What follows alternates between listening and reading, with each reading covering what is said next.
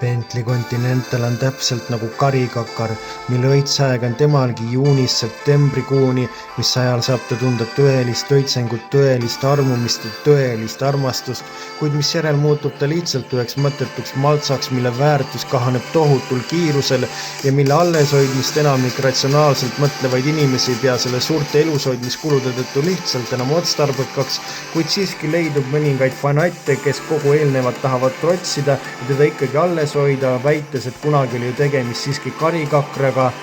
Tere tulemast taas kord kaasalama naisfluksuri proovisõidu saatega.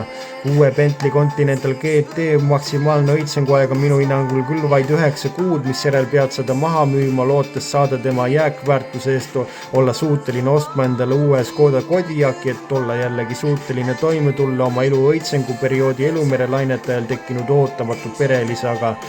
Uus Bentley Continental GT on justkui 3. põlvkonna ulatuslik facelift, kuigi Bentley sõnul on tegemist 4. põlvkonnaga ja eriti äratuntav on ta nende esitulede järgi, mis peale 70 aastat pole enam sellised kahetised erinevates sektsioonides, vaid on üks esituli mõlemal poolel. Lisaks on ta äratuntav ka kroom iluvõre ja kroom radiaatori võre järgi, kuid neid saab ka täiesti mustana saadaval anda sellise uhke ka kupeena või ka kabrioletina ja pagasruumimahtule 358 liitrit ja tagaistujatel on jala- ja pearuumi vaid siis, kui eesesistuja ei ole tõeliselt masohhistlik või kiuslik inimene.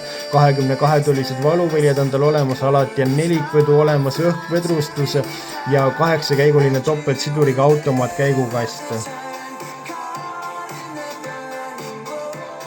Interiööris on olemas vägagi head materjalid, lisaks on seal olemas suur 12,3-toline multimeediasüsteem, mis on niivõrd huvitav, et teda on võimalik saada sellisena, et multimeediasüsteemi ekraan on olemas või anda siis ära sõidutatud sellisteks näidikuteks või kolmas versioon on, et kui ta on täiesti silepind ja kui te praegu arvate, et ma peksan totaalselt segast, siis kohe te näete seda, et minu sõnadel on tõsi taga.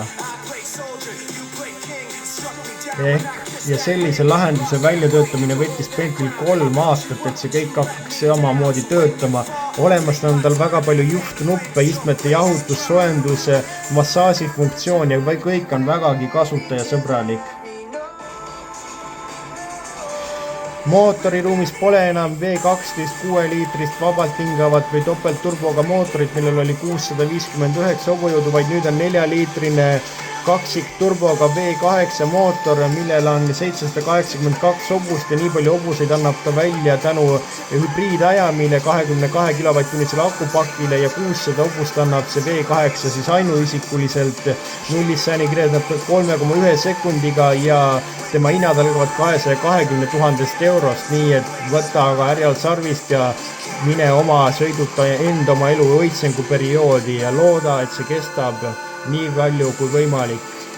Selline oli sellekordne naisfluksuri proovisõit ja selline on Bentley Continental GT 4. põlvkond. Kohtume teiega juba nädala pärast, seniks kohtumiseni ja liigilge ikka turvaliselt.